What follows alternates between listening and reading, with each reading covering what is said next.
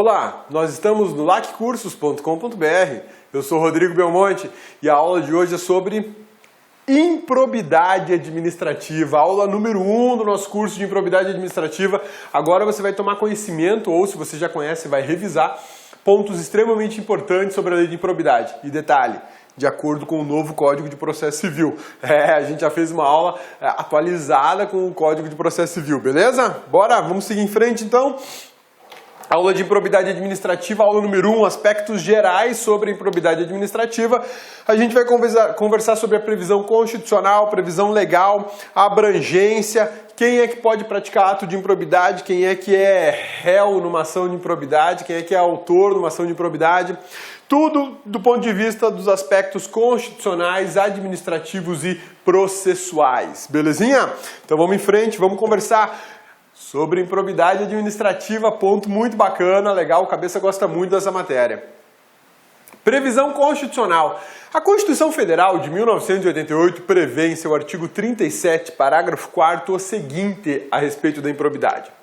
Os atos de improbidade administrativa importarão a suspensão dos direitos políticos, a perda da função pública, a indisponibilidade dos bens e o ressarcimento ao erário, na forma e gradação previstas em lei, sem prejuízo da ação penal cabível. Olha que bacana essa redação da Constituição. De novo, os atos de improbidade administrativa importarão a suspensão de direitos políticos, a perda da função pública, a indisponibilidade dos bens e o ressarcimento ao erário, na forma e gradação previstas em lei, sem prejuízo da ação penal cabível. O que me chama a atenção aqui, que eu vou te dar a dica agora? Os atos de improbidade administrativa. A Constituição fala que existem ou devem existir atos de improbidade administrativa, mas não diz quais são eles. Ela apenas faz uma previsão do ato de improbidade administrativa. Ela fala em suspensão de direitos políticos e, portanto, eu não estou falando de perda de direitos políticos, muito menos de cassação. Eu falo de perda da função pública, né, que é uma punição severa. Indisponibilidade de bens, ou seja, os bens daquele que praticou o ato de improbidade administrativa podem ficar indisponíveis, bloqueados para que ele possa ressarcir o dano que ele causou, né? E o ressarcimento ao erário na forma e gradação previstas em lei. Isso aqui se refere à lei ordinária. A gente não está tratando da lei complementar. Então, a regulamentação da Constituição da República no que diz respeito a atos de improbidade administrativa será feita por lei ordinária, sem prejuízo da ação penal cabível. E aqui eu tenho uma outra coisa importante, eu tenho a possibilidade de cumular punições. Olha só, posso cumular punições. Bacana, né? Isso aqui é só previsão constitucional. Aí a gente tem toda uma lei regulamentando esse ponto. Porque a Constituição da República fez apenas a previsão de que deve existir uma punição, uma tutela para a moralidade. Moralidade, leia-se como probidade. Essa é a ideia real de toda essa situação, né? O caput do artigo 37 fala dos princípios constitucionais aplicados à administração pública. Dentre eles, fala da moralidade. Lá no LIMP, lembrou? Então, a moralidade, faça a leitura como probidade. Só que a Constituição não diz quais são os atos de improbidade, nem como eles funcionam, nem, enfim, quem pratica, quem é vítima e tal. Fala que isso tudo aparecerá na regulamentação feita por lei, que é uma lei ordinária. Trata-se de norma aplicável a toda a administração pública direta e indireta. Esse dispositivo constitucional, ele tem aplicação geral para toda a administração pública. A gente bem sabe que a administração pública pode ser direta ou indireta. E o mais interessante é que dentro da administração pública indireta, nós temos particulares, como empresas públicas e sociedades de economia mista, que também se sujeitam às regras da improbidade administrativa. Porque o dever de probidade é geral, né? O texto da Constituição Federal não define o que é improbidade, ele apenas prevê que a improbidade existe e que o poder público deve responsabilizar aqueles que praticaram atos de improbidade administrativa, né? E a improbidade em si é o quê? Né? Probidade significa honestidade. Essa é a ideia básica de tudo isso. Quando a gente fala no direito constitucional, no LIMP, vamos trabalhar um pouquinho aqui com a tela branca para a gente poder fazer um gráficozinho, uma anotação legal aí no seu material. Quando a gente trabalha com o LIMP, a gente bem sabe que a legalidade, a impessoalidade, a moralidade, a publicidade e a eficiência estão sempre presentes na esfera administrativa. Contudo, a moralidade, a gente sabe que a moralidade é uma moral jurídica, apesar de que muitos doutrinadores falam que é uma moral comum, né? Eu discordo, eu prefiro ficar com a ideia de moral jurídica. E moral jurídica me leva a um outro ponto. Me leva à ideia de probidade, que significa honestidade. Então, ao trabalhar a ideia da probidade, da honestidade, a Constituição estabelece que existe um dever constitucional de tutela ou de tutelar a moralidade administrativa. E esse dever é de aplicação geral a toda a administração pública.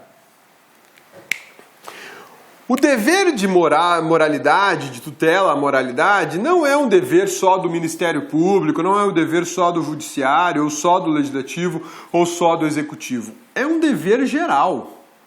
Todo mundo deve respeitar a moral administrativa. Afinal de contas, o Estado é a representação do interesse popular. O Estado existe porque o interesse popular quer dessa forma.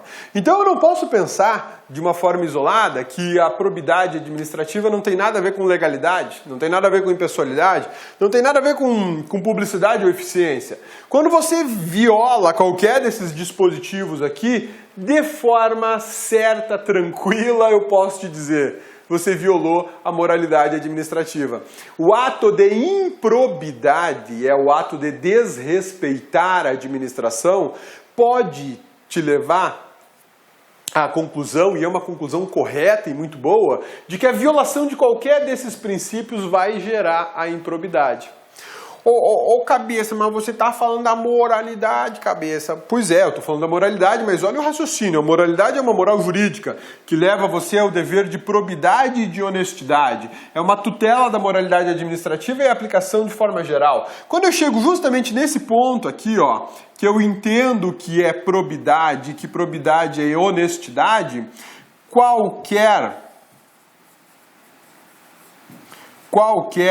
violação a princípio constitucional, eu vou entrar na esfera da improbidade.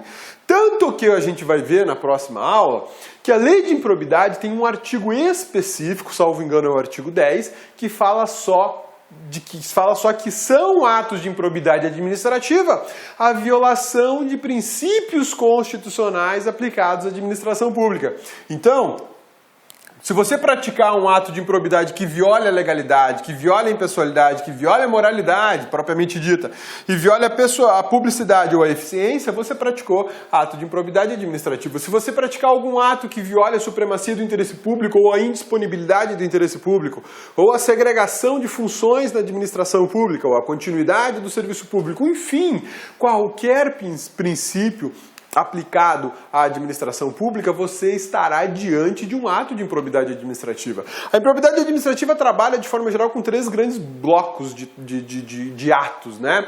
O ato que gera enriquecimento ilícito, o ato que gera prejuízo ao erário e o ato de violação a princípios constitucionais aplicados à administração pública. Então, nesse momento, a gente percebe que a improbidade ela é de uma abrangência gigantesca, né? E olha só, a tutela da moralidade administrativa é uma aplicação geral para toda a administração. E eu vou mais longe. Essa tutela também se aplica ao particular, que não pode dar tombo na administração.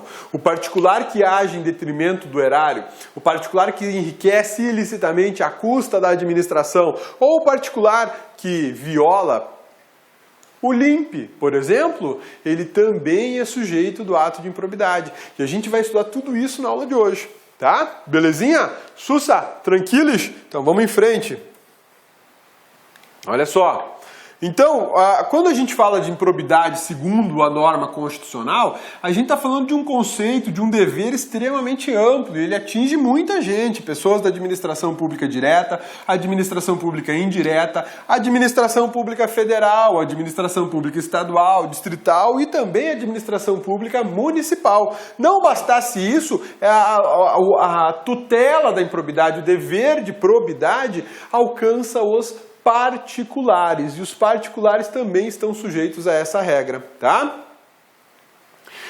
A Constituição Federal tutela a probidade administrativa na esfera penal, civil e administrativa. Isso é extremamente interessante a gente observar, porque a gente admite aqui, ó, na improbidade, a gente admite, basicamente, uma tripla, não é tripa, é tripla punição, tá bom? Tripla punição. A punição administrativa, a punição criminal e a punição civil ou civil, como você quiser, tá? Isso aqui é cumulativo. Um só ato autoriza a punição cumulativa. Um só ato vai autorizar a punição cumulativa na esfera criminal, na esfera administrativa e na esfera civil, tá? Essa classificação ela está de acordo com a maioria da doutrina de direito administrativo. A maioria da doutrina de direito administrativo fala isso, que aquele que pratica um só ato de improbidade, ele pode ser responsabilizado administrativamente, criminalmente numa ação penal e civilmente. Tá? E essa possibilidade é previsão constitucional. Não rola aqui. Isso aqui, ó, isso aqui não é bis in idem. Ó, cabeça é chocolate? Bis é chocolate. Não, meu amigão, olha só. Bis in idem é uma expressão latina muito utilizada no direito penal que proíbe que o Estado puna a pessoa 2 vezes pelo mesmo delito. Eu não posso punir 2 vezes pela mesma prática delitiva. Isso seria um bis in idem, ou seja, uma punição multiplicada por 2, isso é ilegal, isso é inconstitucional. Mas aqui não é o caso, porque aqui a Constituição está prevendo uma punição na esfera administrativa, por exemplo, ele vai ser suspenso, demitido, vai ter aposentadoria cassada, segundo 8.112. Na esfera criminal ele vai responder uma ação penal perante a justiça, por corrupção passiva, talvez. E na esfera civil? Na esfera civil ele vai tomar o tombo da ação de improbidade administrativa ou de uma ação civil pública, tá? As três formas de punições são admitidas e ainda são admitidas de forma cumulativa. Praticado de improbidade não é um bom negócio, é um péssimo negócio, tá legal? Beleza? Isso então é um dos primeiros pontos que a gente tinha que deixar claro já na aula, que é possível, pelo mesmo ato, a pessoa responder a três processos, um processo administrativo, um processo criminal e um processo civil. Isso um só ato autoriza a punição cumulativa, eu posso somar tudo isso, né?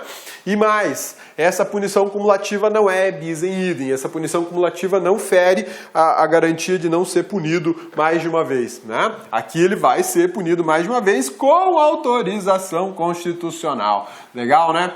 Essa teoria que eu acabei de mostrar para vocês é o que a gente chama da tríplice responsabilidade administrativa, ou a tripla punição, tríplice responsabilidade administrativa. É o que a doutrina em geral fala.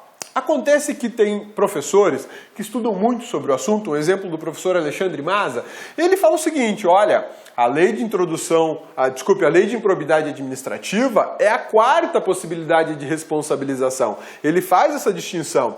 E ele ainda cita na obra dele o seguinte, olha, há quem diga que o crime de responsabilidade administrativa seria a quinta responsabilidade.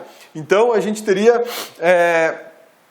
além da quinta responsabilidade pelo crime de responsabilidade administrativa, nós teríamos também as punições do controle externo, por exemplo, do TCU. Com esse outro panorama da doutrina, aí a gente muda um pouco aquele gráfico. Olha só, ato de improbidade. O ato de improbidade autoriza as seguintes punições. Por essa doutrina mais apurada, digamos assim, né? Administrativa, criminal, civil, ou civil, como vocês quiserem, lei de improbidade administrativa, a LIA, né? O crime de responsabilidade administrativa e ainda administrativa e ainda o controle externo da administração. Vou colocar aqui o TCU. 1, 2, 3, 4, 5, 6. Seria uma teoria sextupla, né? Eu posso ser punido em 6 esferas diferentes. Ô cabeça, mas qual que é a teoria correta? A tripla ou a sextupla? Tanto faz, porque na verdade essas outras 3 aqui são um desdobramento da civil, tá? Administrativa, vou te dar um exemplo. 8.112. Criminal, outro exemplo. Corrupção passiva, Código Penal. Civil, mais um exemplo. O que a gente teria aqui na civil? A gente teria aqui na civil ação civil pública para ressarcimento. Beleza? Pô, ainda tem a lei de improbidade, cabeça. Tem a lei de improbidade que autoriza, a lei de improbidade autoriza a ação civil pública por improbidade administrativa, cujas punições seriam um tanto diferentes da ação civil pública. Crime de responsabilidade administrativa. A gente vai estudar que o crime de responsabilidade administrativa é só para agentes políticos e que eles não estariam sujeitos à lei de responsabilidade administrativa quando houver lei especial, né? E o controle externo feito pelo TCU, a gente tem a situação de julgamento de contas, né? Que pode gerar contas, não contar, contas, que pode gerar aí uma série de restrições, por exemplo, a futuras eleições, né? A responsabilidade de devolver dinheiro para a administração, pedaladas fiscais, né? Identificadas pelo TCU, feitas pelo Executivo, tudo isso conta, né? Tudo isso é responsabilização por atos que afetam a moralidade administrativa, né? Essa aqui é a que eles chamam de uma teoria sêxtupla de punições.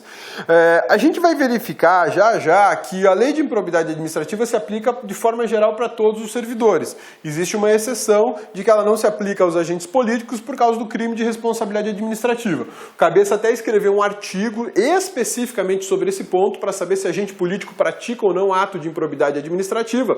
Você vai encontrar esse artigo lá no www.maisadministrativo.com.br, no blog do Cabeça. Acessa lá o site www.maisadministrativo.com.br, vai na opção blog do Cabeça, clica lá na abinha administrativo e aí você lá vai encontrar alguns artigos sobre as matérias jurídicas que a gente conversa aqui. Um deles é especificamente sobre isso. Lei de improbidade administrativa e crime de responsabilidade. O que o agente político pratica? Quem é o agente político? Presidente da República, senador, deputado, governador, prefeito, por aí vai, tá?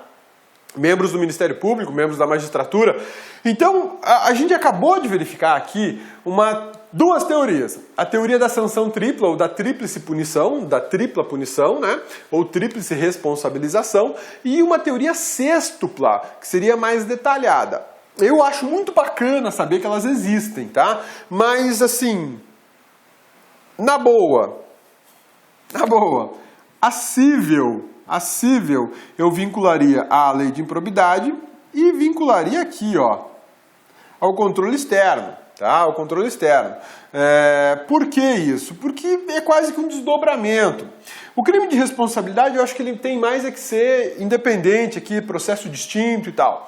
Mas, de toda forma, de crime de responsabilidade, na verdade, de crime ele só tem um nome, porque o crime de responsabilidade é uma infração político-administrativa que vai correr em relação à presidência da República, por exemplo, no Senado e na Câmara dos Deputados, né? Não vai para o Judiciário, não é um crime como o do Código Penal de corrupção passiva, tá? Beleza? Sussa, tranquilos? Então vamos voltar para a nossa tela aqui, os nossos slides sobre a lei de introdução. Que lei de introdução, Cabeça? É lei de improbidade administrativa, né? A LIA. Então, olha só. Como a gente viu, existe uma tríplice responsabilidade civil, criminal e administrativa. Mas alguns doutrinadores aprofundam mais o tema e encontram uma quarta responsabilidade que seria exclusiva para a lei de improbidade administrativa, uma quinta responsabilidade que seria exclusiva para crimes de responsabilidade e ainda tem uma sexta que seria o controle externo, tá? Em relação à quinta responsabilidade, a Constituição Federal não admite concorrência entre regimes de responsabilidade político-administrativa para agentes políticos, previsto no artigo 37, parágrafo 4º. O Supremo Tribunal Federal tem um posicionamento que é o seguinte: agentes políticos não praticam crime, não praticam ato de improbidade administrativa. Eles praticam crime de responsabilidade administrativa e isso é muito diferente, tá? É muito diferente. O Supremo tem um posicionamento muito claro a respeito disso, e isso é jurisprudência do Supremo Tribunal Federal, pacífica, por sinal, de que agentes políticos praticam crimes de responsabilidade administrativa. Agentes políticos não praticam ato de improbidade administrativa. Esse entendimento do Supremo tem uma exceção, que é super importante, tá? Qual é a exceção do Supremo Tribunal Federal, na interpretação dele da Constituição? Que um agente político só praticaria ato de improbidade administrativa quando não houver lei para o crime de responsabilidade administrativa. Então, olha só que bacana. O Supremo tem uma visão muito específica sobre isso, tá? STF, agente político. O agente político pratica crime de responsabilidade. Responsabilidade. O agente político não pratica ato de improbidade administrativa. Ok? Tem exceção para isso aqui? Tem. Qual é a exceção criada pelo próprio Supremo? Inexistência de lei de crime de responsabilidade administrativa. Então, olha só a situação. O Supremo Tribunal Federal fala o seguinte, olha, agente político não pratica ato de improbidade administrativa. O agente político pratica crime de responsabilidade. Então, não se aplica ao agente político a lei de improbidade administrativa. Ok, cabeça. Quem são os agentes políticos que o Supremo está se referindo? Presidente da República, senadores, deputados, governadores, prefeitos, membros da magistratura ou do MP. E quaisquer outros que sejam considerados agentes políticos, como vereador, ministro de Estado, secretário de Estado, secretário municipal e por aí vai, a lista é enorme. Esses são todos considerados agentes políticos, aí você tem que ver lá qual é a classificação de agente público, né? Lembra dessa classificação? Agente político, servidor público, empregado público, delegatário, honorífico, credenciado e por aí vai, né? Então, o Supremo está se referindo aos agentes políticos. E dentre esses agentes políticos aqui, existem alguns deles que têm norma específica para crime de responsabilidade. Olha só, presidente da República e governador de Estado estão sujeitos à Lei 1079 de 50. É a lei que trata de crime de responsabilidade do presidente da República, do vice-presidente e governadores. Prefeitos estão sujeitos a uma regra específica que é o Decreto-Lei 201 de 67. Senadores e deputados, aos respectivos estatutos de congressista, eles podem praticar decoro, que é o decoro parlamentar, a falta de decoro parlamentar. E olha só, tem mais, membros da magistratura e MP. Aí é que mora o perigo. Membros da magistratura e MP não tem lei específica para indicar os crimes de responsabilidade administrativa. Então, esse é um momento muito importante da aula, porque olha só, membros da magistratura e membros do Ministério Público praticam o quê? Ato de improbidade administrativa. Embora sejam agentes políticos, eles praticam ato de improbidade administrativa. Por que eles praticam ato de improbidade administrativa e não praticam crime de responsabilidade? Porque não existe uma lei de crime de responsabilidade administrativa para membros da magistratura e do Ministério Público. Isso enquadra no posicionamento do Supremo, que entende que não é possível a concorrência de dois sistemas punitivos, um por crime de responsabilidade e outro por improbidade administrativa, exceto quando não houver o regime de crime de responsabilidade regulamentado. Isso aqui é previsão do Supremo Tribunal Federal, é entendimento pacífico do Supremo Tribunal Federal. Entendeu isso? Você pode pensar assim, pô, tranquilo, cabeça, já gravei, agora eu sei. Pois é, mas o Superior Tribunal de Justiça, que é um órgão responsável pelo controle da legalidade na justiça, tem um posicionamento diferente e que você tem que saber também. Cabeça, aí tá judiando, hein, cabeça? Pois é, mas a culpa não é minha. Quem manda esses tribunais criarem esse monte de entendimento a respeito da improbidade, né? A gente tem que saber, porque em prova de concurso cai, perguntando se agente político pode ou não praticar ato de improbidade administrativa. E o pior não é isso. O pior é que a gente pode pegar uma prova que o examinador ainda te pergunta, segundo o STJ, ou segundo o STF, é carniça, gente. Isso aí é carniça pura. Vale destacar que a Constituição Federal distingue crimes de responsabilidade administrativa de ato de improbidade administrativa, tá? O crime de responsabilidade administrativa é julgamento pelo artigo 52, inciso 1 e 2 da Constituição Federal e pela Lei 1079. Então a Constituição faz uma previsão muito expressa sobre os crimes de responsabilidade administrativa e você pode acrescentar aqui ainda o artigo 86 da Constituição Federal de 1988, que fala justamente da responsabilidade administrativa do presidente da República, especificamente do presidente da República e do vice, tá? Então a Constituição enxerga a diferença entre crime de responsabilidade e ato de improbidade administrativa. E nesse momento eu acho que realmente tem razão aquela doutrina que faz uma separação bem específica da lei de improbidade para o crime de responsabilidade, porque a Constituição enxerga em momentos distintos regimes de punição diferentes. E aí o Supremo, observando isso, porque o Supremo é o guardião da Constituição, o Supremo interpreta a Constituição, ele decidiu, olha, não tem concorrência entre improbidade e crime de responsabilidade. Não dá, ou é um ou é outro. O ato de improbidade, julgamento pela justiça de primeiro grau, a definição dele está lá na Lei 8.429, que é a lei de improbidade que a gente está estudando.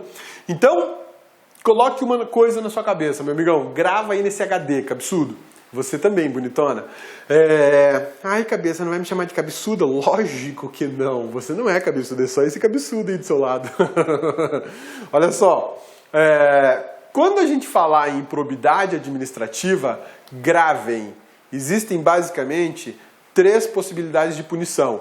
E pela doutrina mais aprofundada, mais precisa, seriam 6. Ocorre que 2 desses regimes de punição, que é o de improbidade e o de crime de responsabilidade, são diferentes.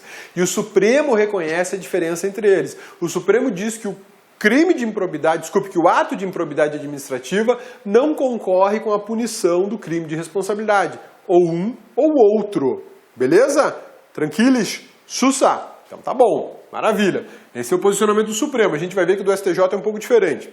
A previsão constitucional é classificada como norma de eficácia limitada.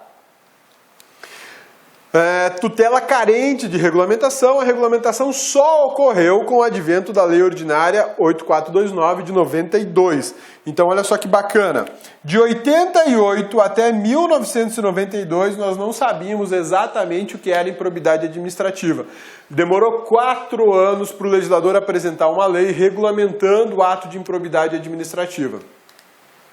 A Constituição, aquele dispositivo que a gente leu, artigo 37, parágrafo 4º, era tratado como uma norma de eficácia limitada. Por que norma de eficácia limitada? Por quê? Cabeça, é aula de constitucional ou de administrativo? Aula de constitucional e administrativo, né? O cabeçudo aqui não consegue falar de administração sem lembrar da Constituição, então ele não consegue falar de constitucional sem lembrar do administrativo. Aqui, ó, vamos lá. Eficácia das normas constitucionais. Basicamente, nós temos 3 possibilidades, né? Norma de eficácia plena, norma de eficácia contida e norma de eficácia limitada. Tá? A doutrina classifica o artigo 37, parágrafo 4º da Constituição Federal de 1988 como uma norma constitucional de eficácia limitada. Por que limitada? Porque só em 1992 é que nós tivemos regulamentação dessa norma. Eu discordo um pouco desse entendimento por uma razão muito simples. Hoje a norma existe. Nós temos a lei de improbidade. E a lei de improbidade, e aí o artigo da Constituição não é mais limitado. Ele não depende mais de uma regulamentação para ser aplicado. A regulamentação já existe. A regulamentação está aí, a lei 8429. Agora, posso chamar de limitada? É difícil entender isso, porque se eu já tenho regulamentação, por que eu vou chamar de limitada? Eu tenho norma de eficácia limitada quando ela aguarda, quando ela espera, quando não existe a regulamentação.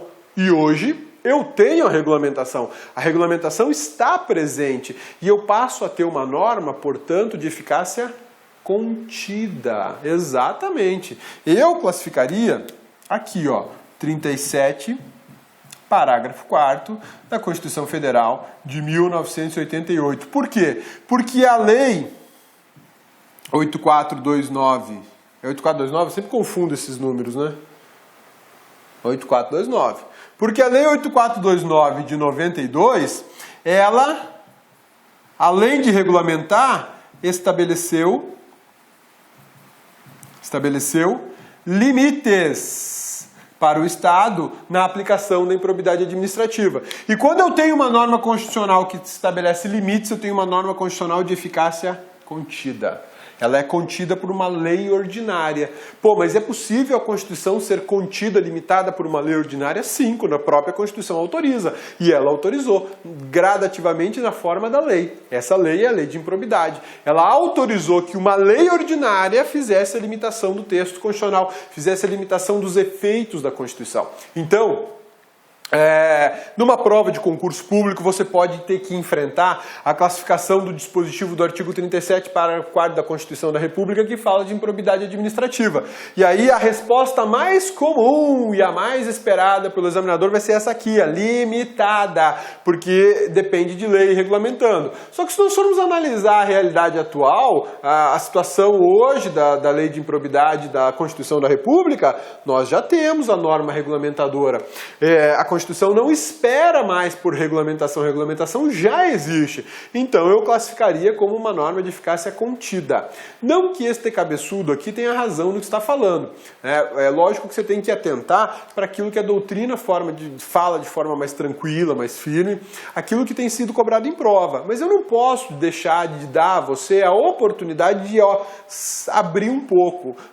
Você abre os horizontes para enxergar a realidade ao teu redor. E aí você enxerga que já existe regulamentação, que a lógica natural da interpretação constitucional seria sim a de classificá-la como eficácia contida, tá? Então, esse plus você guarda para você e se por alguma razão você enfrentar um examinador ligadaço nessa informação, aí você já está preparado. Ela pode sim ser classificada como de eficácia contida. Beleza? Sussa, tranquilos? Então, o que rola aqui? A previsão constitucional ainda é classificada como norma de eficácia limitada. Norma constitucional de eficácia limitada. Mas eu já te mostrei, provei para você que ela pode ser classificada como uma norma de eficácia contida. Belezinha? Sussa, tranquilos? Olha lá. A previsão constitucional era classificada como norma de eficácia limitada. Após o advento, a lei de improbidade trata-se de norma de eficácia contida, por conta daquele mecanismo que eu acabei de te esclarecer. Mas volto a afirmar, em prova de concurso público, provavelmente o correto vai estar aqui, ó, nessa bola vermelha, ó. Nessa bola vermelha, tá? Por quê nessa bola vermelha? Porque é o entendimento tradicional. Alguns chamam de clássico, né? Pois é, infelizmente, cabeça não é doutrinador, né? Mas eles podem te cobrar exatamente isso, tá bom? Competência para legislar sobre esse assunto, improbidade. De quem que é a competência? Esse é um outro ponto delicadíssimo da lei de improbidade, porque a Constituição da República não fala expressamente a quem compete a legislação sobre improbidade administrativa. Pasme, meu amigão. Não fala. Loucura, né? Doideira. E aí, será que o município pode mexer numa norma de improbidade administrativa? Será que o Estado pode fazer uma alteração da lei de improbidade administrativa 8429 de 92? Acredito que não. Mas acreditar que não é a certeza de que não pode? Não existe essa certeza. Sim, não existe. Estou sendo muito franco contigo agora, com você, meu amigão do LAC, e com você, bonitona. Por quê? Porque a Constituição não disse expressamente no artigo 21, onde nós temos as competências privativas legislativas, no artigo 22, onde nós temos as competências privativas legislativas da União, não consta lá legislar sobre improbidade administrativa. Não consta. E aí a gente tem que fazer um raciocínio, uma construção para dizer que essa competência é da União, tá? Olha só, Competência privativa para legislar sobre a improbidade administrativa é da União. Observações importantes. A Constituição Federal não estabeleceu expressamente a competência da União no artigo 22, mas observa-se aí o princípio da predominância dos interesses. Opa, vamos falar então do princípio da predominância dos interesses e como é que ele justificaria que a competência é da União e não é dos estados, do DF ou dos municípios. Vamos lá. Quando a Constituição falou no artigo 37, parágrafo 4º, sobre a improbidade, nós conversamos aqui que a improbidade, ela é um dever de probidade, ela é um dever de respeito à moral da administração pública. Ótimo, maravilha. E a administração pública só existe a federal? Não. Existe a federal, existe a estadual, existe a municipal e a do Distrito Federal. São 4 esferas de administração pública dentro da República Federativa do Brasil. Ótimo. Será que eu posso estabelecer um critério de improbidade para a União e um critério diferente para os estados e um outro critério diferente para os municípios? E um 4º critério de improbidade para o Distrito Federal? Será que eu posso estabelecer variações de atos de improbidade administrativa? Vamos lá, um exemplo. Causar prejuízo ao erário, vendendo, alienando um bem público por valor muito inferior ao valor de mercado. Ou seja, o imóvel vale 10 milhões, aí eu negocio ele por 10 mil. Tá de sacanagem. Vale 10 milhões, você vai vender por 10 mil? Não tá certo. Você causou um prejuízo gigantesco para a administração pública. Ótimo. Lei de improbidade administrativa causou prejuízo, artigo 9º da Lei de Improbidade Administrativa. Maravilha, beleza. Mas isso é para a União. Aí o Estado faz a lei, o Estado de Mato Grosso faz a lei de improbidade administrativa dele. Ah, tá. Alienar bens públicos, imóveis, por preço vil, não é improbidade administrativa. Não vai rolar. Não vai rolar. Então, aí o que fala o princípio da predominância dos interesses? O dever de probidade, a tutela da moralidade, o dever de cuidar da administração pública é de interesse geral. Ele se espalha para todo mundo, se espalha para a União, para os estados, para o DF, para o município e para o Distrito Federal de volta aqui. Espalha para todo mundo. Então eu tenho um interesse geral, que eu posso chamar de interesse nacional. E quando o interesse é nacional, a responsabilidade por legislar é da União.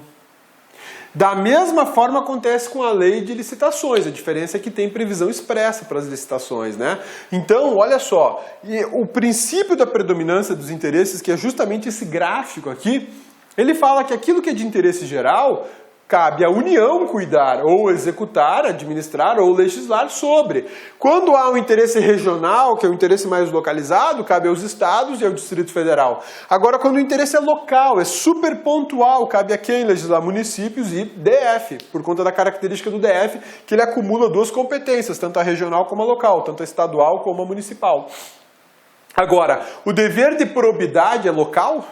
Só em Anápolis, onde o cabeça mora, é que vai ter dever de probidade. Em Goiânia, não. Em Goiânia pode tocar o terror. Imagina a loucura que ia ser o sistema jurídico brasileiro, né? Você quer praticar algum ato de improbidade, você muda. Vai lá para a cidade onde improbidade não tem punição. Não vai rolar. Não vai rolar. Então, uma das justificativas da doutrina é que o interesse aqui é geral. E aí você deve atribuir à União a responsabilidade, a competência privativa para legislar sobre improbidade administrativa. Tem mais informações que justificam a ideia de que cabe à União legislar sobre improbidade administrativa e não cabe aos estados da federação, aos municípios e ao Distrito Federal. Olha só.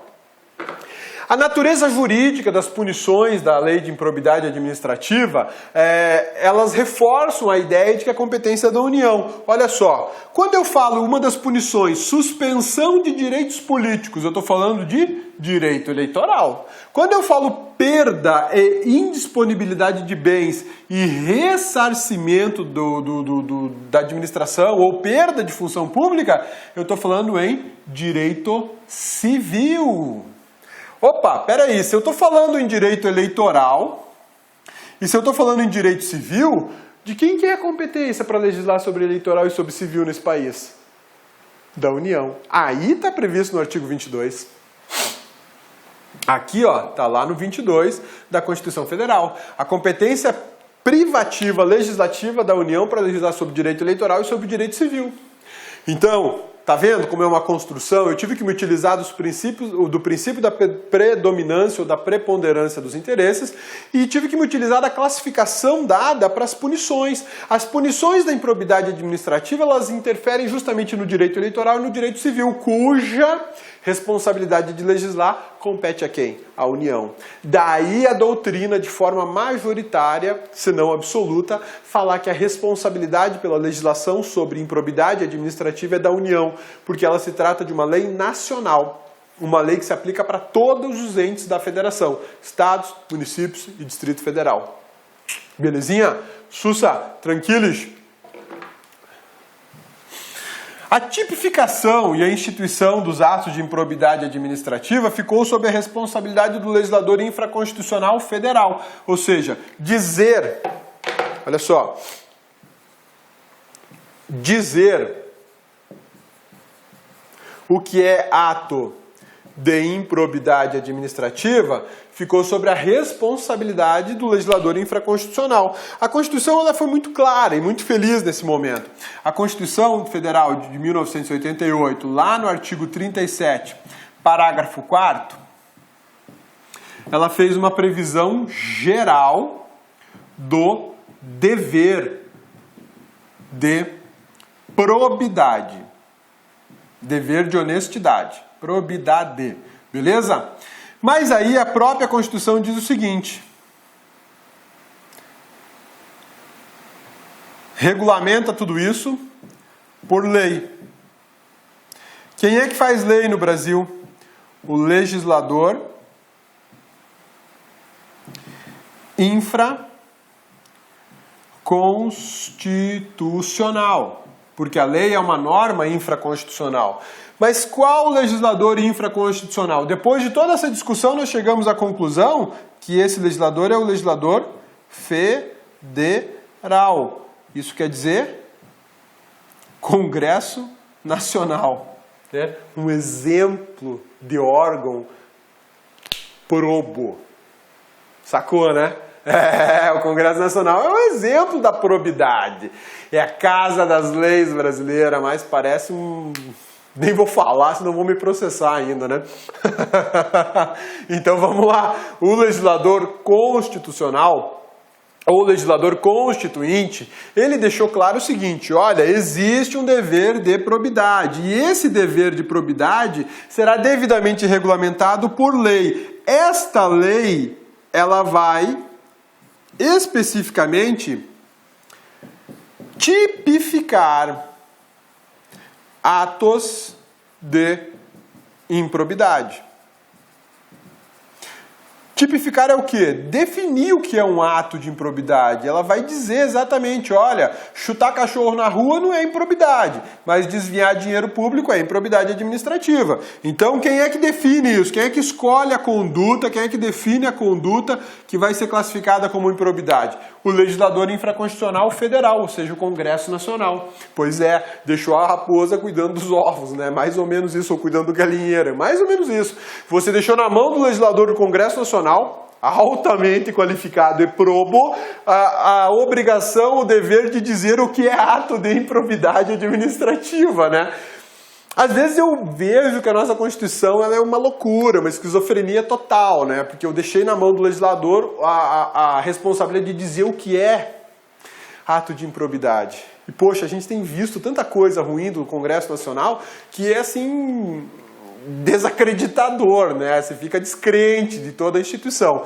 Mas, beleza, vamos lá. Na prova você vai dizer o seguinte: que a Constituição é regulamentada pelo legislador infraconstitucional, ou seja, federal, Congresso Nacional, e é ele quem vai tipificar, definir o que é ato de improbidade. Onde é que ele faz isso?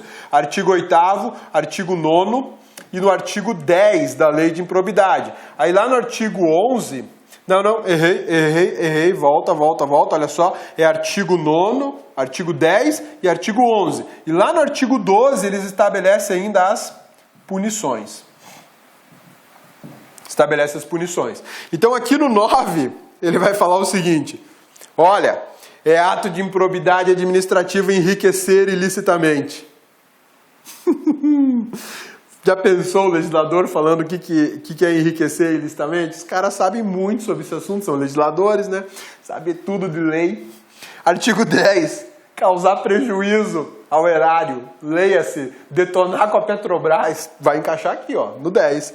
11, descumprir princípios constitucionais, tipo legalidade, impessoalidade, finalidade administrativa. Eu posso nomear um presidente da República, um ex-presidente da República investigado que não tem nada a ver, tá tudo certo. Eu não desviei a finalidade do ato só para garantir a ele prerrogativa de foro, tampouco afetei a moral.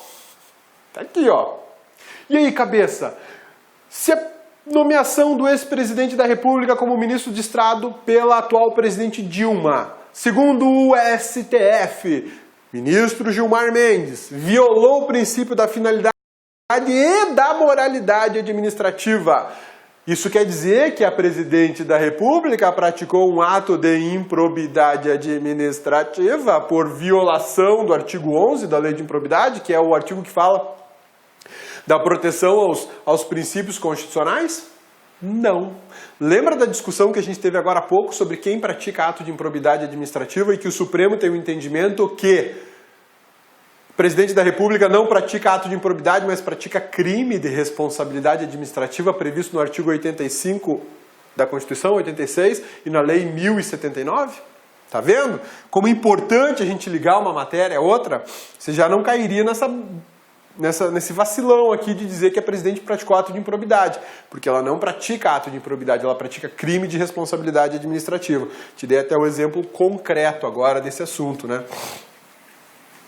O princípio norteador da tipificação, da definição do que realmente é ato de improbidade administrativa é o artigo 37, é o princípio da moralidade. Todas as normas foram baseadas no artigo 37, com o dever de probidade.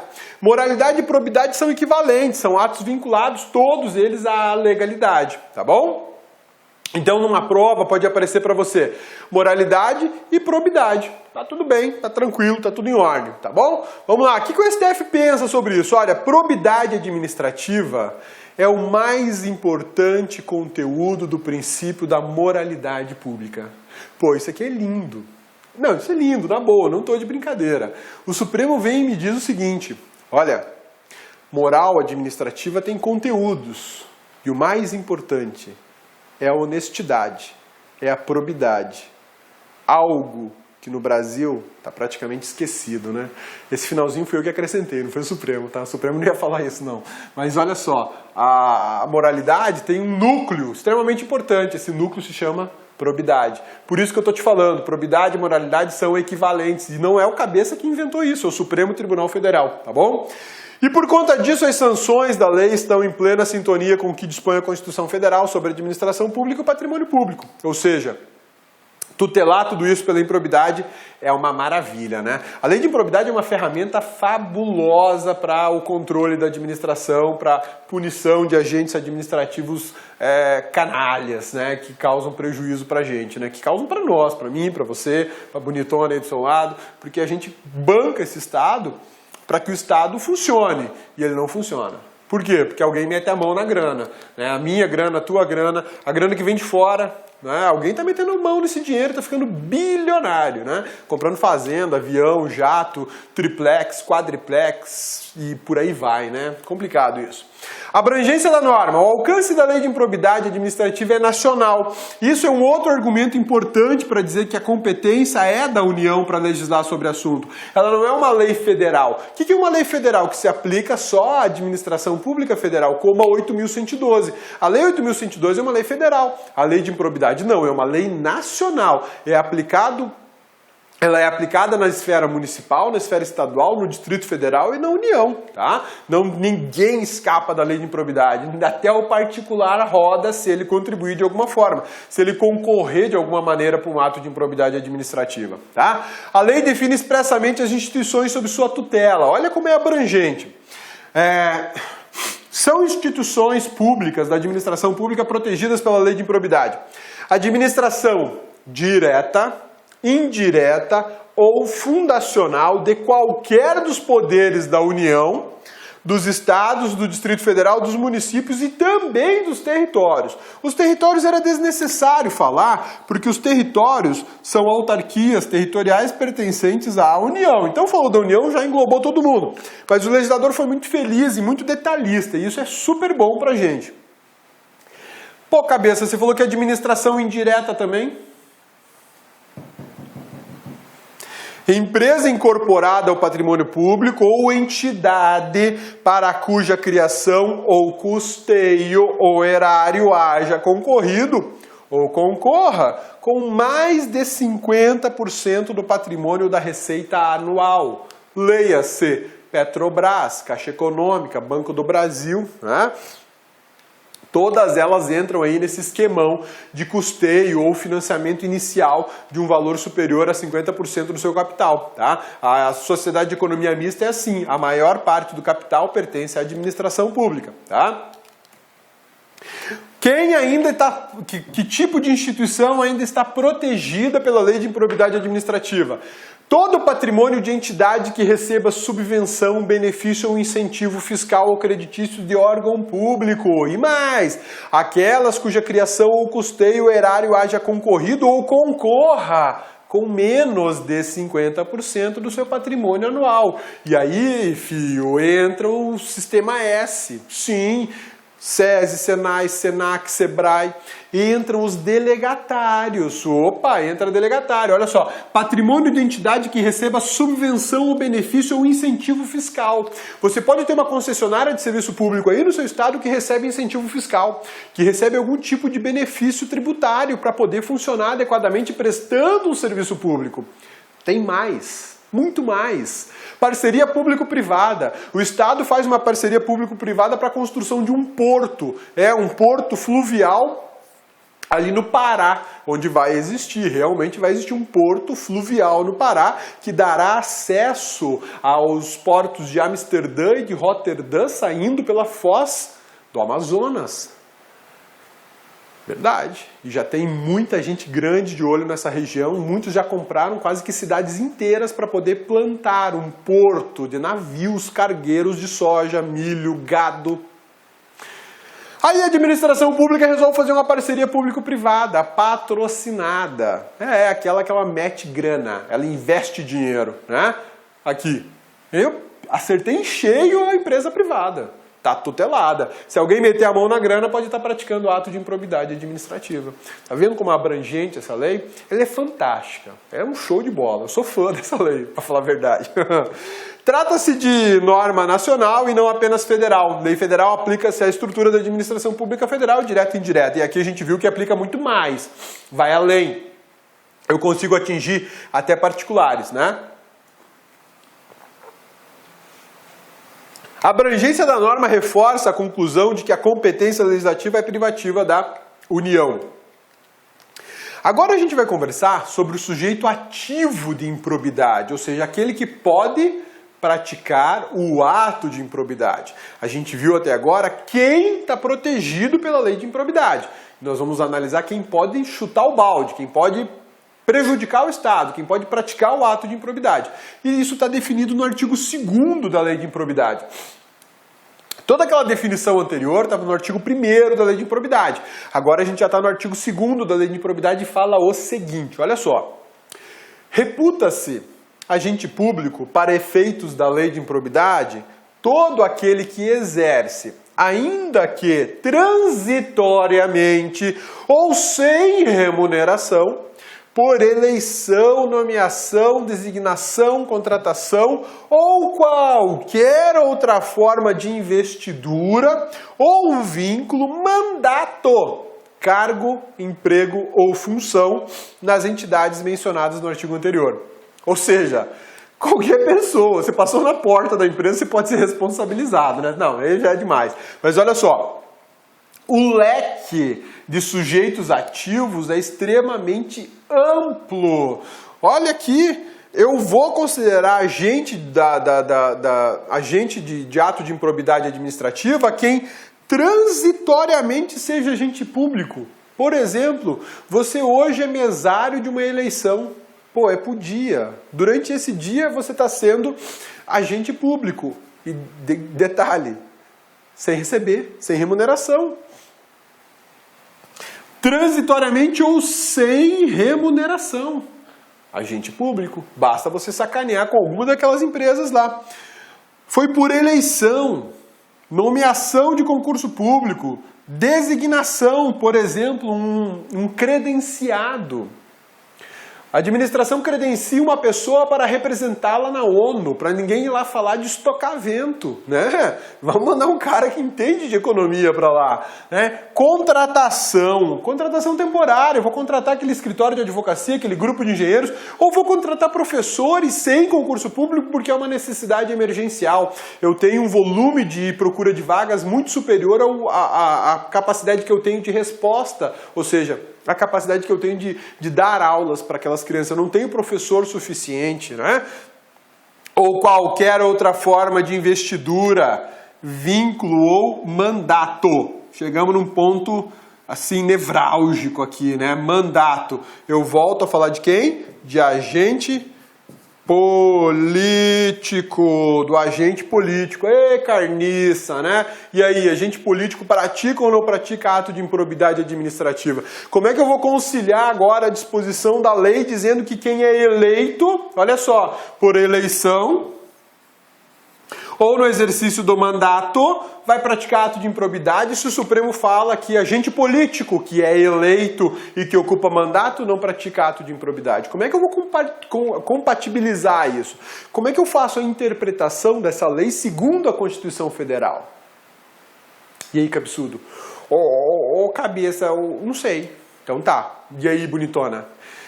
Bom, cabeça, pelo que você acabou de falar pra gente, a lei de improbidade só vai ser aplicada para o agente político quando o agente político não tiver aí uma lei especial sobre crime de responsabilidade. Show de bola, mas e aí, tem mais coisa? Eu sei, cabeça, que tem mais coisa. Você acabou de falar pra gente o seguinte, que determinados agentes políticos, ainda que exerçam mandato, eles podem não ter uma lei de responsabilidade para eles. Vereador. Acabou. Matou a charada. Aí, cabeçudo, entendeu? Tá tranquilo? Cabeça, agora sim, agora entendi tudo. Então, beleza. Eu vou sim aplicar a lei de improbidade para quem exerce mandato eletivo ou por eleição, justamente para aqueles agentes políticos que não tenham uma lei específica de crime de responsabilidade para eles. Porque essa é a interpretação do Supremo Tribunal Federal. Eu tenho que interpretar o artigo 2º da Lei de Improbidade Administrativa conforme a orientação do Supremo. O detalhe é que o Supremo tem esse posicionamento e o STJ tem outro. O STJ entende que cabe a lei de improbidade, por exemplo, contra governador de estado, contra deputado estadual. Difícil isso, né? E a gente vai ver agorinha isso. Inclui empregado público nessa bagaceira toda aqui, viu? Quem que é empregado público? O cara da Petrobras, do Banco do Brasil, da Caixa Econômica, tá? O particular entra nessa história, cabeça? Sim, o particular entra. Eu estou procurando, na verdade, um julgamento do STJ, mas eu acho que só está no artigo que eu escrevi. Então, olha só, eu vou dar logo a real sobre o STJ e o STF, porque eu estou percebendo que eu acho que eu não coloquei aqui o slide que fala da jurisprudência do STJ. Então, vamos lá. Deixa eu já falar isso aqui antes de entrar naquele do particular. Vamos complementar aqui, artigo 2º, agente político. Artigo 2º da Lei de Improbidade Administrativa, vamos falar do agente político, se ele pratica ou se ele não pratica ato de improbidade administrativa, tá legal? Então vamos lá, segundo a lei, quem exerce mandato por eleição, para ele, manda a LIA, Lei de Improbidade Administrativa. Segundo o STF, crime de responsabilidade administrativa. Dois exemplos, Lei 1079 e o Decreto-Lei 201 de 67. A Lei 1079 é de 50. O STF diz que é a lei de improbidade administrativa quando não houver lei especial. Quem que entra aqui nesse balaio? Magistrados e membros do MP. Belezinha? Sussa, tranquilos? E aqui embaixo, ó, o STJ. Qual que é o posicionamento do STJ? O STJ também tem um duplo posicionamento, que é o seguinte: Presidente da República, crime de responsabilidade administrativa para o Presidente da República. Demais agentes políticos, lei de improbidade administrativa e crime de responsabilidade administrativa, tá? Esse esqueminha eu acabei não colocando, não sei porquê, vacilei, né? Vou montar um bem bacana para vocês, com isso aqui no PowerPoint, tá? Pra vocês poderem, ou então vou usar o Photoshop, Datashow, sei lá o que, pra gente montar um bem legal para você pregar aí na sua testa. Aí você fica olhando toda hora no espelho para lembrar qual que é o posicionamento do STF, posicionamento da lei do STJ. Aqui, ó, comigo. A lei de improbidade administrativa diz que aplica a lei de improbidade administrativa para quem exerce mandato decorrente de eleição. Mete ficha na LIA, né? Ou seja, agente político rodou aqui, segundo a lei de improbidade administrativa. Agora, segundo o Supremo Tribunal Federal, não é bem assim. Segundo o Supremo Tribunal Federal, uma interpretação constitucional da lei, agente político pratica crime de responsabilidade administrativa. Exemplo, Lei 1079, que cabe aqui Presidente da República, Ministro de Estado, Governador, Senadores, Deputados. Agora aqui, ó, na 201 cabe quem? Prefeito, tá?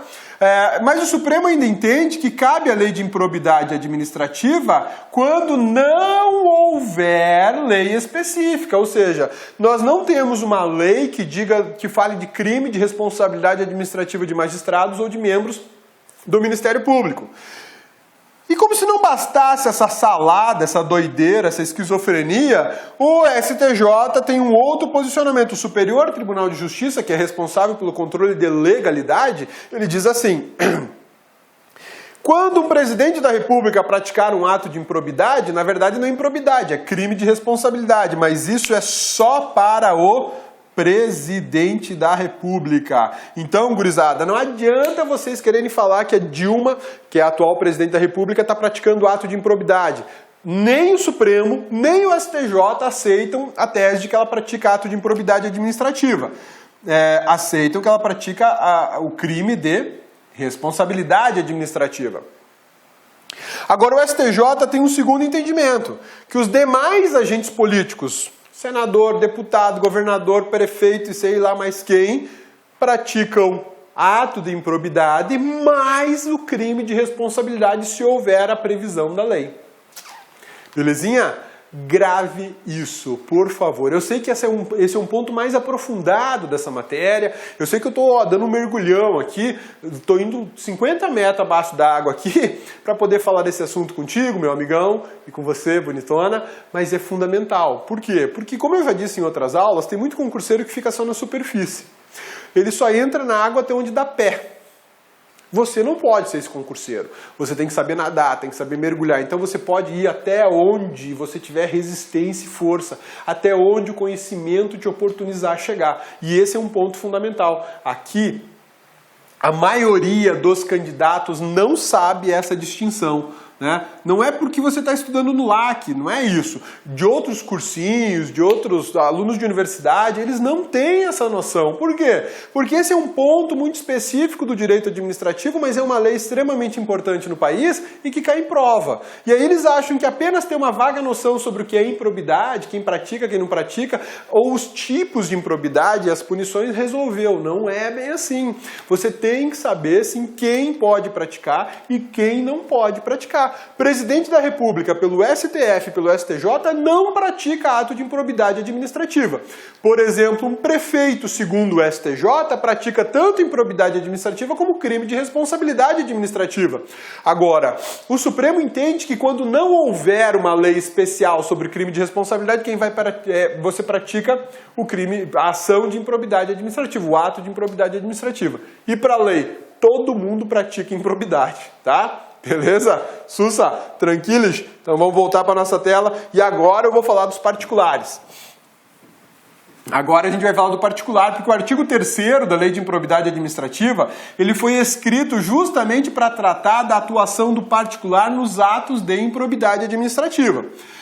Lembrando mais uma coisa super importante, o ato de improbidade administrativa não é crime. A lei de improbidade administrativa não é criminal, ela é cível, ela trata de atos cíveis.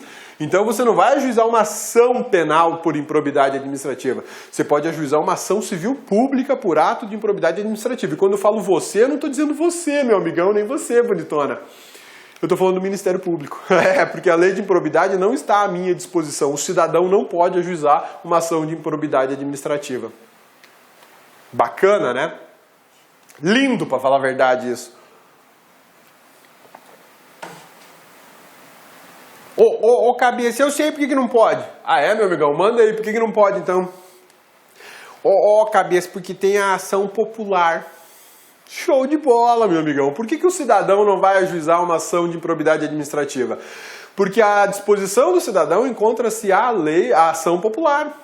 A ação popular é a mesma coisa que uma ação civil pública de improbidade administrativa? Não, mas ela tem a mesma finalidade, proteção do patrimônio público. Não terei as mesmas punições, mas conseguirei fazer a proteção do patrimônio público. Beleza? Sussa, tranquilos? Então vamos lá. Particular, artigo 3º da Lei de Improbidade. As disposições desta lei são aplicáveis, no que couber, àquele que, mesmo não sendo agente público, induza ou concorra para a prática do ato de improbidade ou dele se beneficie sob qualquer forma, direta ou indireta. Olha só que bacana, né? Então o particular induziu o agente público. Diminui o preço aí da alienação desse prédio e olha só, eu deixo para você reservadinho ali uma sala comercial. Uma sala comercial nessa área aqui vale uns 500 mil reais. Diminui o preço do prédio todo aí para 100 mil reais. Vamos negociar isso a 100 mil? Vai lá, faz aí. Estou induzindo. Estou plantando a ideia. Estou oferecendo uma vantagem criminosa. O particular concorreu. Juntamente com o agente público, eles agem numa fraude, eles agem num prejuízo, eles agem num empréstimo fraudulento, né? A gente tem visto aí empréstimos fraudulentos, ou dele se beneficie. Olha, eu não pratiquei ato de improbidade nenhuma, mas fui eu que ganhei a licitação. Ganhei uma licitação. O que era para custar 100 mil, eu cobrei 15 milhões. Meu trabalho de qualidade, eu sou bom. E aí? Alguma coisa está errada, né? Custava 100 mil, e aí você chuta o balde com 15 milhões? Não, filho, alguma coisa está muito errada, você está se beneficiando, né? Mas eu não sou o cara que participou da licitação. Eu só sou o sócio cotista da empresa. Eu só me beneficiei do lucro. Do lucro superfaturado? Você roda junto. Rodou aqui, filho. Acabou, rodou. Tem perigo. Você se beneficiou de forma direta ou indireta. É só lembrar da Lava Jato. Essa lei parece que é um raio-x do que está acontecendo na Operação Lava Jato. Embora a Lava Jato seja uma investigação criminal, mas ali, com certeza, muita gente vai levar a improbidade na cabeça, né? A participação do particular, portanto, que é tratado como terceiro, depende de alguns pontos específicos. Ele tem que induzir o agente a praticar o ato de improbidade, ou ele pratica o ato de improbidade junto com a gente, ou ele se beneficia de alguma forma, né? E para essas ações exige-se o dolo, ou seja, a vontade. E esse é um ponto muito delicado, porque a maioria dos tipos de improbidade administrativa, maioria não, todos os tipos de improbidade administrativa são dolosos. Grave isso que eu estou te falando, meu amigão, grave isso, minha amigona. Por favor, escreva aí, põe aquela canetinha marca-texto amarela. Todos os tipos de improbidade administrativa são dolosos. Todos exigem a vontade para a sua prática, exceto aqueles que causam prejuízo ao erário. Esses podem ser culposos. Pegou? Então vamos lá. Todos os atos de improbidade administrativa precisam ser dolosos, exceto aqueles que causam prejuízo ao erário, e estes podem ocorrer na modalidade culposa. Cabe aqui que é o doloso, é a vontade de se beneficiar, é a vontade de enriquecer ilicitamente, é a vontade de dar prejuízo para a administração, é a vontade, é o querer desrespeitar atos princípios constitucionais aplicados à administração pública. Culposo, pô, foi sem querer, eu nem sabia, eu não tinha intenção de superfaturar a obra, eu não tinha intenção de vender um imóvel da administração em leilão público por um preço vil, por um preço abaixo de mercado. Não, essa não era a minha intenção. Culposo, culposo. Então, muito cuidado com isso, tá? E o particular, agindo de forma dolosa, ele pratica ato de improbidade. Então, qual que vai ser a principal defesa desses caras aí da Lava Jato? Não, eu não tinha intenção disso. Negativo. Foi sem querer que eu doei dinheiro para a campanha eleitoral de fulano e de cicrano. Né? Foi um descuido, foi negligência, foi culpa. Né? É isso que eles vão tentar alegar em todas as ações de improbidade que eles vão sofrer. Por que isso? Por uma razão muitíssimo simples. O particular só participa da improbidade de forma dolosa, de forma culposa não. Bacana, né? Então vamos para frente. Esse é um outro ponto espinhoso. Pessoa jurídica, pratica ato de improbidade administrativa ou não? Bom, eu acabei de te falar que para praticar ato de improbidade administrativa tem que agir de forma dolosa. E quem é que tem vontade? Sim, quem é que quer praticar o ato? Ser humano. Então existe um entendimento hoje de que só a pessoa física pode praticar ato de improbidade administrativa e a pessoa jurídica não pode. Esse é um entendimento, eu vou te apresentar dois, ok? Primeiro entendimento, eu escolhi o professor José dos Santos Carvalho Filho, o famoso Carvalhinho, professor de Direito Administrativo, tem um livro espetacular de Direito Administrativo. O professor Carvalhinho diz o seguinte na sua obra: pessoa jurídica como sujeito ativo de improbidade, ou seja, a pessoa jurídica pode praticar ato de improbidade.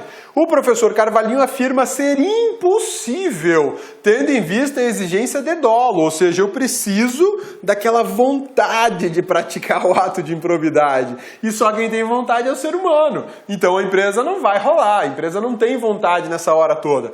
Isso é um elemento incompatível com a atuação da pessoa jurídica. Fechou, lindo, maravilhoso.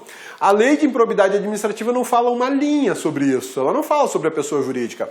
Ela fala o particular, de forma genérica, mas ela fala de tal maneira que indica que nós estamos falando da pessoa física e não da pessoa jurídica. Então tá bom. Mas aí o que rola? Existe posicionamento em sentido contrário, admitindo que a pessoa jurídica pratique ato de improbidade administrativa. E como é que aparece isso? Aparece aqui. Lei 12.846 de 2013. A Lei 12.843 é a lei de responsabilidade civil da pessoa jurídica. É a lei da tá aqui, ó, até escrevi. Lei da anticorrupção. É como se fosse uma lei de improbidade especificamente feita para pessoas jurídicas. Por quê? Porque o legislador percebeu que só estava rodando na improbidade a pessoa física, porque existe o entendimento que pessoa jurídica não pode praticar ato de improbidade. Maravilha! Aí o que o legislador fez? Então vamos montar uma lei de improbidade para pessoa jurídica também? Tá aí, é a Lei 12.846. É a lei de responsabilidade da pessoa jurídica que vai ser tema específico de aula nossa. Essa lei vai ter uma aula específica, um curso específico sobre esse assunto, tá bom? Beleza? Mas eu só estou te trazendo essa informação para te mostrar que hoje é perfeitamente possível promover uma ação de improbidade administrativa em face de uma pessoa jurídica. Tá? Por quê? Porque a gente tem essa lei que tem punições extremamente semelhantes à lei de improbidade. Não vai ter suspensão de direitos políticos, mas vai ter a impossibilidade de contratar com a administração, vai ter o bloqueio de bens, vai ter a indisponibilidade dos seus bens. Isso vai rolar, vai ter a perda do contrato e por aí vai. Tá? Aí a gente tem um outro doutrinador muito importante no Brasil, que é o professor Emerson Garcia, que tem uma obra específica sobre improbidade administrativa. Não é um livro para concurso, tá? Não é um livro para concurso porque ele é desse tamanho, só sobre a lei de improbidade. Não vai rolar, nem pensa aí atrás. Mas se quiser, se tiver tempo, vai. Emerson Garcia, lei de improbidade administrativa, tá? O professor Emerson Garcia, segundo ele, é perfeitamente possível a pessoa jurídica ser agente passivo, não, agente ativo. Tá? É ativo, deixa o cabeça arrumar isso aqui. Não é passivo, é ativo. Tá? Ah não, tá certo. Aqui ó, agente passivo na ação de improbidade. Ó, agente passivo na ação de improbidade administrativa. Pô, se ele é agente passivo na ação de improbidade, ele é réu.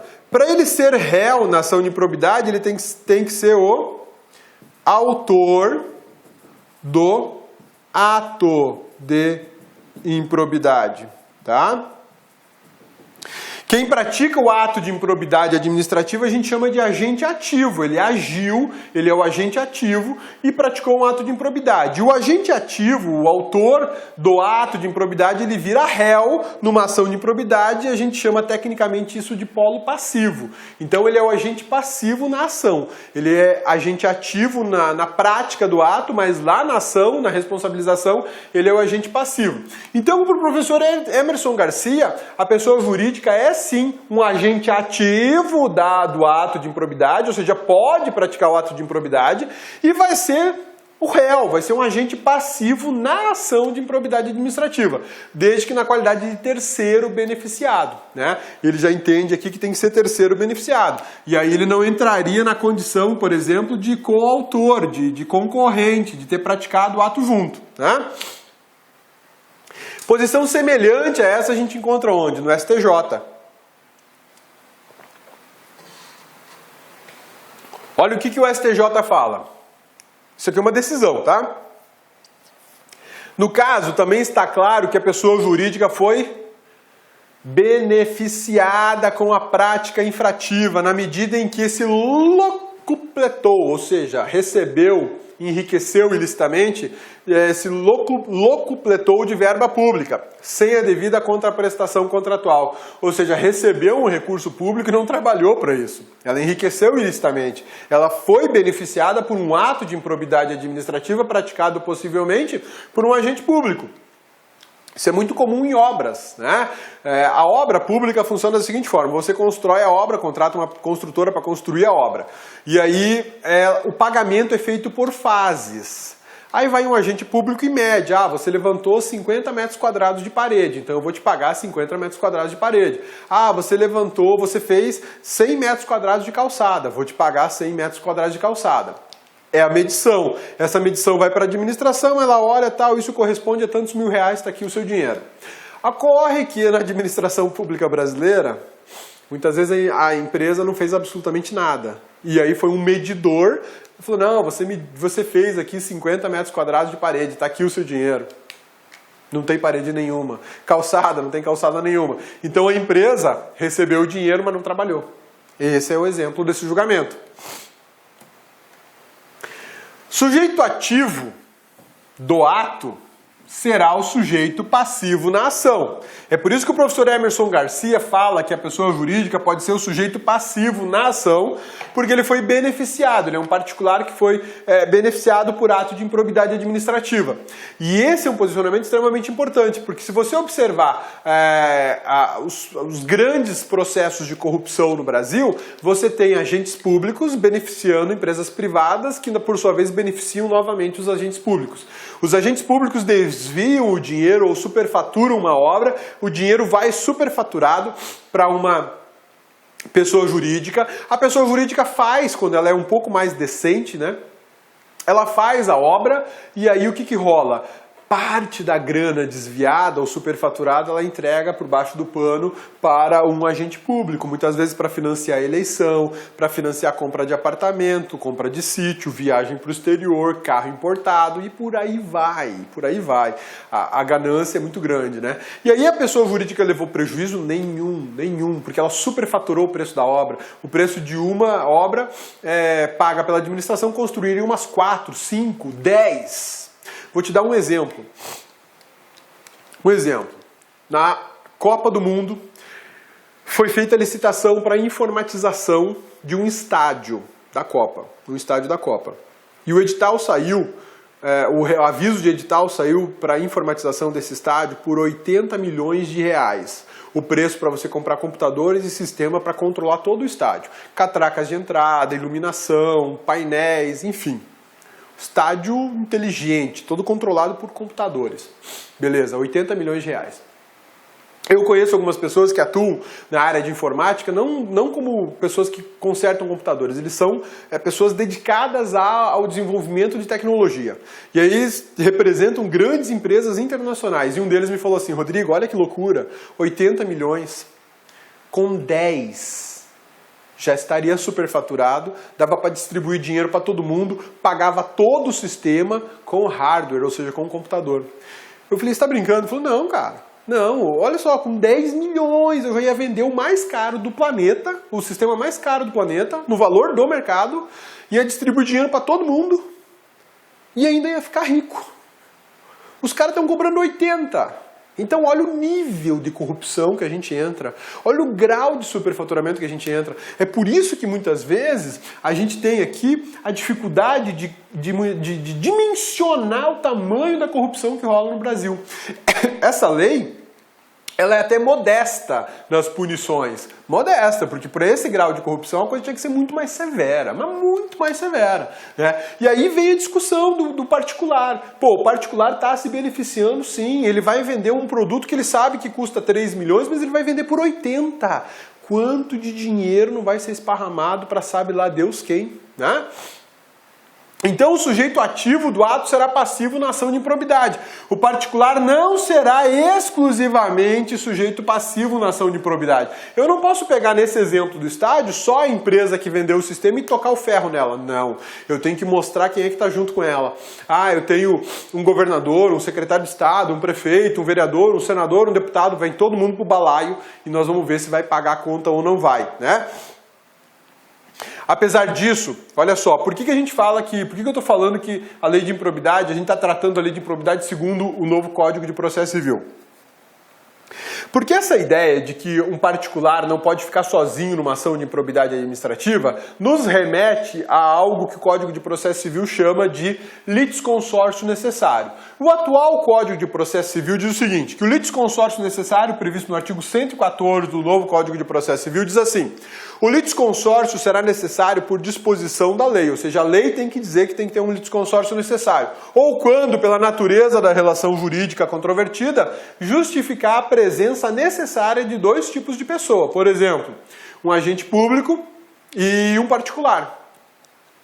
Litisconsórcio necessário quer dizer exatamente o seguinte, eu preciso no polo passivo da ação 2, 3 ou 4 pessoas. Enfim, a lei está determinando que o Estado e o servidor fiquem como réus. A lei está determinando que o empresário, o servidor e, sei lá, o fiscal do município fiquem aí como réus na ação civil de improbidade. Mas acontece que a lei de improbidade não fala isso. E aí eu não posso exigir que seja formado um litisconsórcio necessário. Eu só não posso ajuizar a ação exclusivamente contra o particular, mas não é caso de litisconsórcio necessário. Isso é para provas um pouco mais avançadas, tá? E te digo mais, qual que é o posicionamento do STJ? Tranquilo, pacífico sobre isso. Jurisprudência do STJ firme nesse sentido. Olha lá. Processo administrativo, improbidade administrativa, formação de litisconsórcio passivo necessário. Desnecessidade. Não é necessário formar litisconsórcio necessário passivo. Ou seja, eu não preciso colocar como réu na ação de improbidade o particular e o agente público. Eu não preciso colocar necessariamente os dois. O entendimento é que eu não posso processar o particular sozinho, eu vou ter que processar com os dois. O litisconsórcio necessário exige que os dois estejam presentes, mas a sentença será única para os dois. E é aí que mora a grande distinção que o STJ faz. Talvez o agente público seja condenado e o particular absolvido. Talvez o agente público seja absolvido e o particular condenado. Então, nesse momento, o que você vai gravar e o que você vai entender? Não precisa de litisconsórcio necessário para a ação de improbidade administrativa, mas eu tenho que ficar claro que eu não posso praticar o ato, eu não posso ajuizar uma ação de improbidade exclusivamente contra o particular, tá? Eu vou ter que provar uma ligação com algum agente público. Ah, tá aqui, ó. Lembra do esqueminha que eu fiz? Tá aqui. Sobre agente político. Ó, agente político é lei de improbidade. Já falamos bastante sobre isso, então vou passar rapidinho aqui, tá? Ó, a lei de improbidade não faz distinção entre agentes políticos e servidores. A gente já conversou sobre isso. O Supremo Tribunal faz.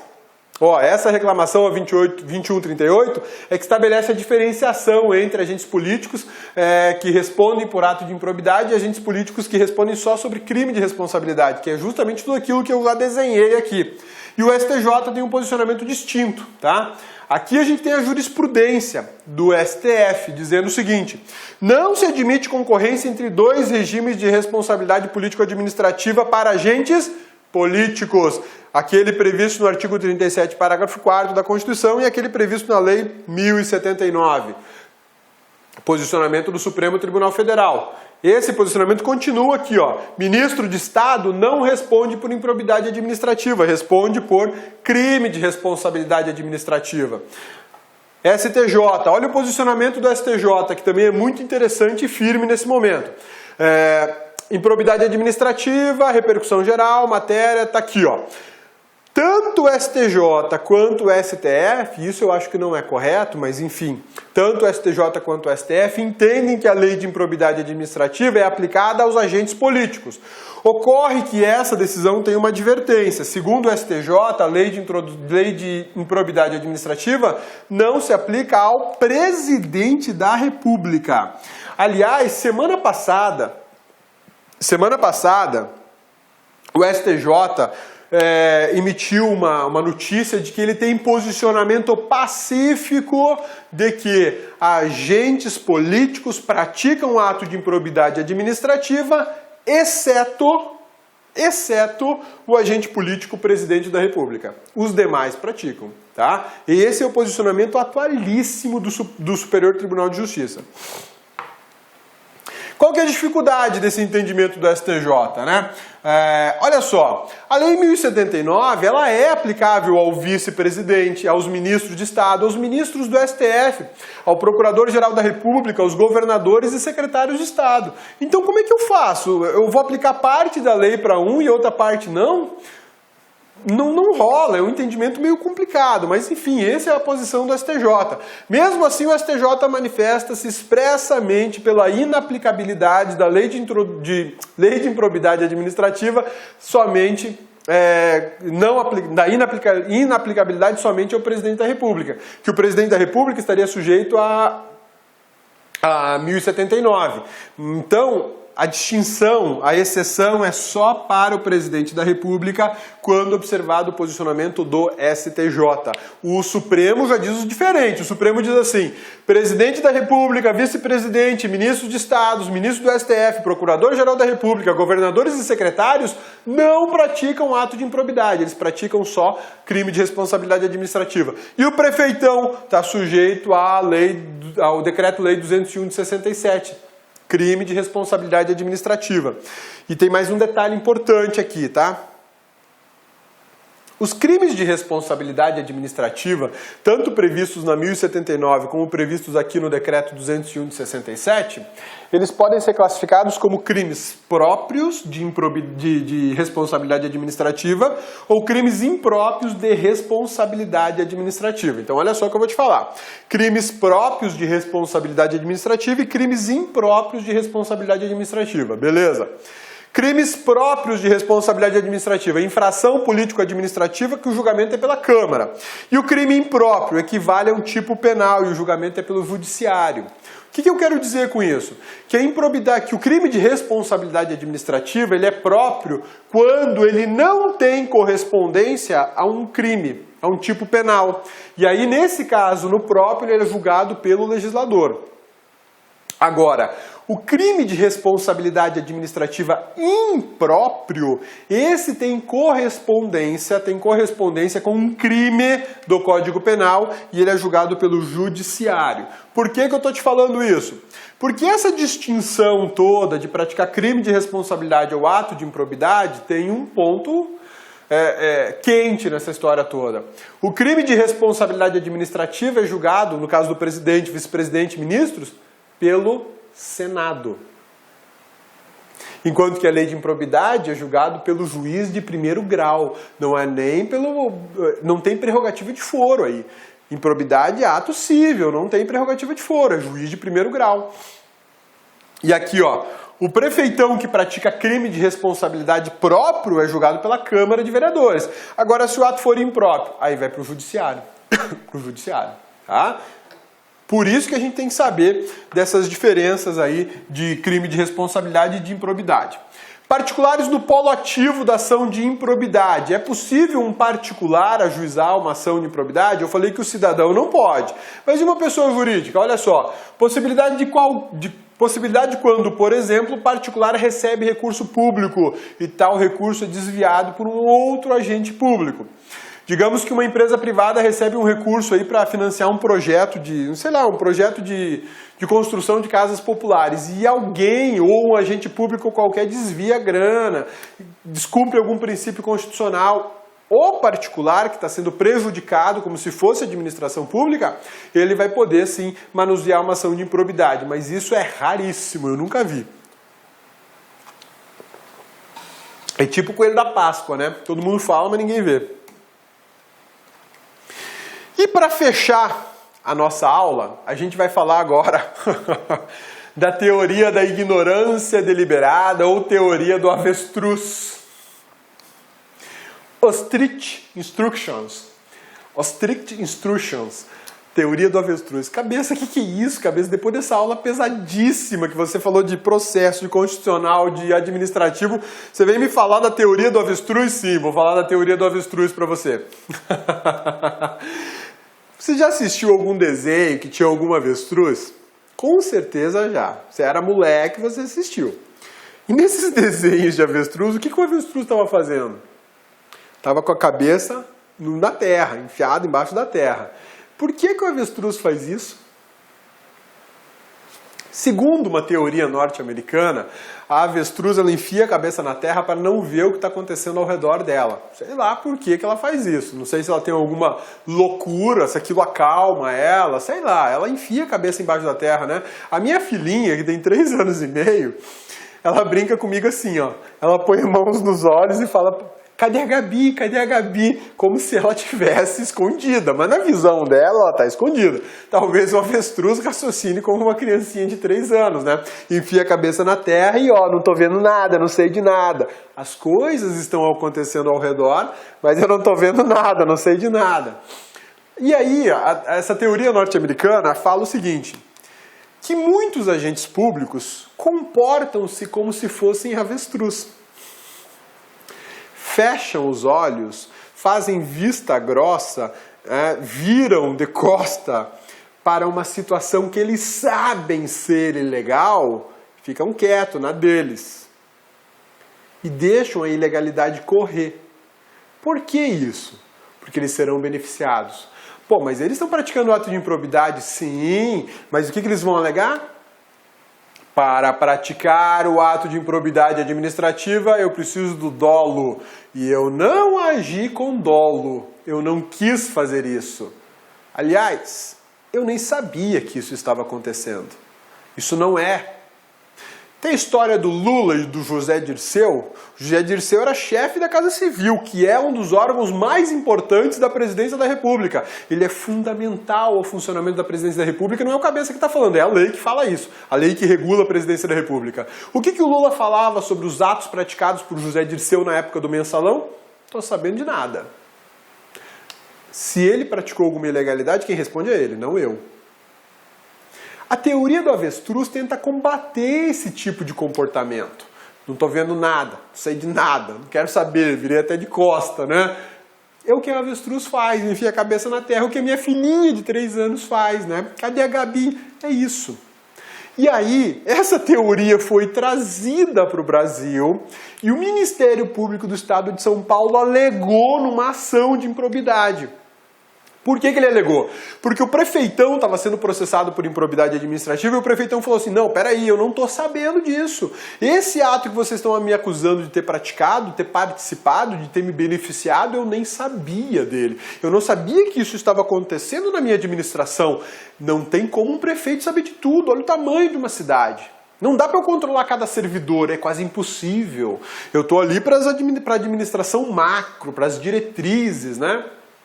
Então eu não tive dolo, portanto eu tenho que ser absolvido. Aí o MP falou assim, negativo, filho, negativo, você sabia sim, você só não quis tomar a providência, você só fez vista grossa, deixou a coisa rolar como se você, não tô vendo, nem tô sabendo, deixa quieto, deixa lá, nem me fala nada, nem me avisa que tem problema. Bacana, né?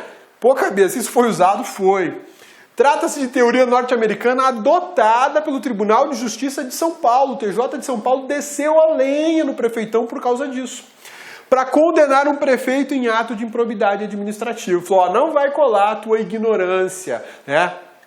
Ignorância que eu quero dizer é o seu desconhecimento sobre uma ilegalidade que estava rolando. Então eles adotaram a teoria do avestruz, né? Ocorre quando o agente público deliberadamente ignora a lei, deixa de observá-la para depois alegar seu desconhecimento. Padrão avestruz, ó, não estava sabendo de nada, desculpa aí. Comporta-se como um avestruz que enfia a cabeça na terra para não ver ao seu redor. É teoria do avestruz. Louco, né? Cai na sua prova, o que você vai fazer? No Brasil é adotada a teoria do avestruz para responsabilização por ato de improbidade administrativa? Meu amigão, você do lá que vai dizer, ó, já foi adotado, sim, é possível. Agora, a maioria dos candidatos está boiando na superfície da água. E o que o cabeça fez? Te levou para um mergulho sem oxigênio. Agora você desceu uns 30 metros de profundidade. E eu já estou te liberando, já estou te soltando, você está voltando para a margem, já está voltando lá para a superfície. Beleza? Eu sei que a aula foi pesada, que a aula teve muita informação, aprofundada, diga-se de passagem, mas é que eu gosto muito da lei de improbidade. Isso é um tema, para mim, chega a ser assim, emocionante falar, porque ela te possibilita praticar tanta punição por coisa tão errada que existe nesse país, que é uma lei fantástica, tá? O cabeça promete que as próximas aulas vão ser mais enxutas. Não sei se dá para acreditar nisso, né? Mas vamos lá. E aí continua na próxima aula. Você quer mais informações sobre improbidade administrativa? Acesse maisadministrativo e maisconstitucional.com.br. Lá você vai achar, por exemplo, artigos vinculados ao direito administrativo. E tem um artigo específico que eu te convido a acessar. Vai lá. maisadministrativo.com.br, no blog do Cabeça, que fica dentro do site, o blog do Cabeça fica dentro do site, e lá você vai achar um arquivo falando justamente sobre o tema. Agentes políticos praticam ato de improbidade administrativa ou não? Lá eu tenho todo um artigo discorrendo de forma bem mais detalhada do que a aula sobre a possibilidade de um agente político praticar ou não praticar um ato de improbidade administrativa. Eu vou dar a imagem da lei, vou te dar lá o posicionamento do STF, o posicionamento do STJ, tá nesse artigo. E lá você vai encontrar mais coisas, exercícios, material e por aí vai, tá bom? Siga o Cabeça no Instagram, Rodrigo Abelmonte, sempre tem coisa, sempre tem novidade minha lá, de periscope, de matéria, de assunto. No Facebook, mesma coisa, eu sempre estou soltando vídeos. Siga o Cabeça aqui, ó, Periscope, Rodrigo A. Belmonte, sem E no final. Inscreva-se no canal do YouTube do LAC Cursos. Vai lá, faz a sua inscrição, você vai poder ter acesso a aulas gratuitas promovidas pelo LAC. Belezinha? E mais uma coisa, meu amigão, avalie a nossa aula. Eu preciso da sua avaliação. Pode ser uma crítica, pode ser um elogio, porque a crítica a gente recebe como uma oportunidade de melhorar. Pô, não gostei da aula número 1 do Cabeça, porque por essa e por aquela razão. Foi muito demorado, ele aprofundou demais, um conhecimento muito elevado, ou não, foi superficial. Vai lá, fala, a gente calibra, a gente tenta de alguma maneira melhorar com a tua crítica, que ela é construtiva, ela é fundamental. E o teu elogio? Teu elogio é um incentivo para a gente melhorar mais, para a gente fazer sempre um produto melhor, um serviço melhor para você. Então avalie a aula e você pode achar o Cabeça onde? No Facebook, no Instagram, no Periscope, no e-mail do Cabeça, rodrigoabelmonte@terra.com.br. Belezinha? Forte abraço, bons estudos e até a nossa próxima aula.